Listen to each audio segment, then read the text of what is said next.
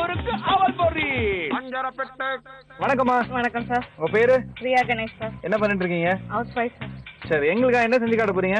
இன்னைக்கு வந்து இது பேபிகார்ன் தயிர் கடலை செய்யலாம்னு இருக்கேன். பேபிகார்ன் தயிர் கடலையா? ஆமாங்க சார். எங்க அடுப்பே காணோம். இது அடுப்பில்லாத இது சார். அது இன்னைக்கு வைக்கிற விலைவாசி கேஸ் எல்லாம் உயர்ந்ததுக்கு இது ஒரு நல்ல சமையலா இருக்கும்னு நினைக்கிறேன். ஆமாங்க சார்.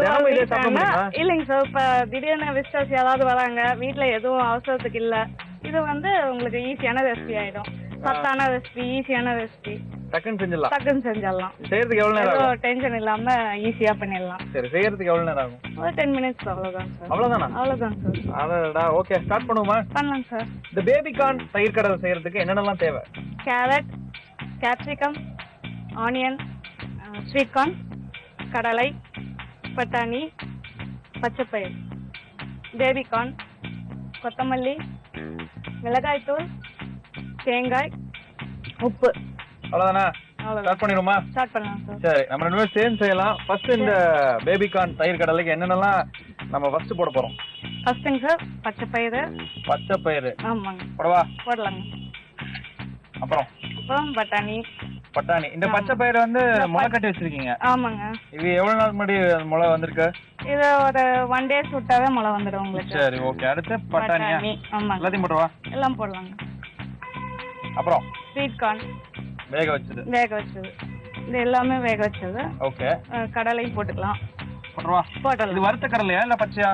இது வந்து வேக வச்ச கடலைங்க. கடலையும் வேக வச்சது. கடலும். சரி, அப்புறம் அதுக்கப்புறம் ஆனியன், கேரட். இருங்க. ஆனியன் எவ்வளவு தேவைப்படும்? போட்டுக்கலாங்க சார். நம்ம தேவையான அளவு போட்டுக்கலாம்.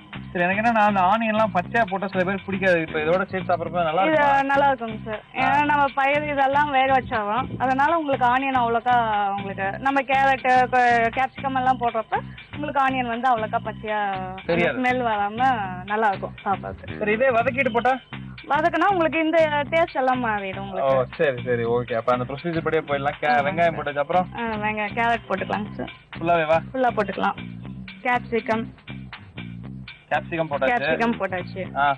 அதுக்கப்புறம் இது தேங்காய் கொஞ்சம் போட்டுக்கலாம். இதெல்லாம் ஹெல்த்தியா போயிட்டு இருக்கும்போது நடுவுல எதுக்கு இந்த ஃபேட்? இது வந்து கொஞ்சம் ஃப்ளேவர் கோசம் தேங்காய் எவ்வளவு தேவைப்படும்? அதுல கொஞ்சம் போட்டா போதும். நீங்களே எடுத்துக்கோங்க அளவு.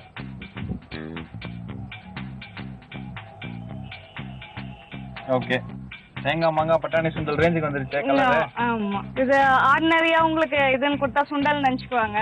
கொஞ்சம் கொடுத்தா கொஞ்சம் ரிச்சான டிஷ் மாதிரி இருக்கும் இல்லைங்களா, அதுக்காக. இப்ப இந்த இது பேபிகார்ன் வந்து அப்படியே பச்சையாவே போடலாம் உங்களுக்கு. ஓகே. அது ஒன்றும் அவ்வளோக்கா உங்களுக்கு தெரிஞ்சுக்காது, அதனால வந்து பச்சையாவே போடலாம். சரி, நெக்ஸ்ட். இப்போ வந்து தயிர் கொஞ்சம் போட்டு சால்ட்டும் மிளகாய் தூளும் கொஞ்சம் ஆட் பண்ணணும். ஓஹோ. தயிர் எதுக்கு? அந்த மிக்ஸ் பண்றதுக்காகவா இல்ல எதுக்காக? தயிர் கூழுக்காக மிக்ஸ் பண்றது.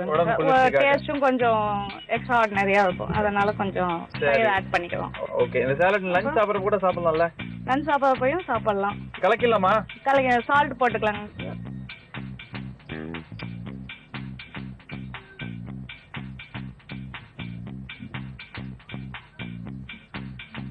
அப்புறம் கொஞ்சம் மிளகாய் தூள் சாப்பிட்டு மிக்ஸ் பண்ணிக்கலாம். நான் பண்ணுமா நீங்க பண்ணுமா? நீங்களே பண்ணிடுங்க. பண்றேங்க சார்.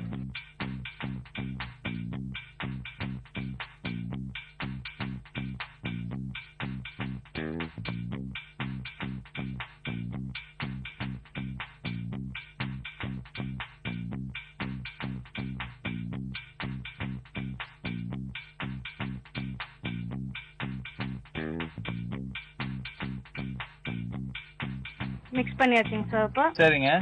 அப்போ மேல வந்து கொத்தமல்லி தூவி நம்ம சர்வ் பண்ண ரெடி ஆயிடுச்சுங்க. சரிங்க.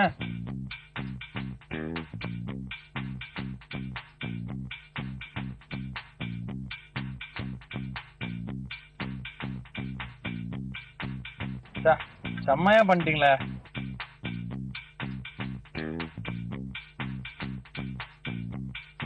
இப்போ இது வேறயா?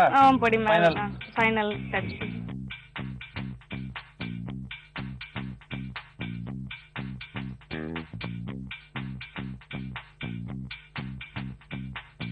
இடமுறை முறுக்கு அவல் பொரி.